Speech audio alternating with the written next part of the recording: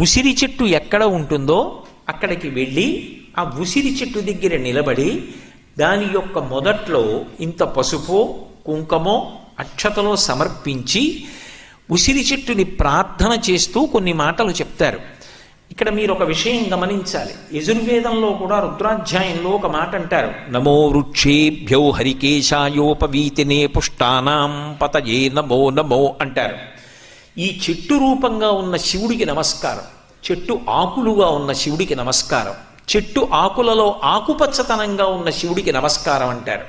అలా ఈ ధాత్రి రూపంలో ఉన్నటువంటి ఈ ఉసిరి చెట్టు ఉందే, ఇది చెట్టు అని నేను అనుకోవట్లేదు. ఇది పరదేవత. పరదేవత అయి ఈ కాలంలో ఎన్ని ఉపద్రవాలు వస్తాయో అన్ని ఉపద్రవాలకి విరుగుడు కూడా ఈ చెట్టులోంచి వస్తోంది. అంటే అమ్మవారే ఈ చెట్టు రూపంలో నిలబడి అనుగ్రహాన్ని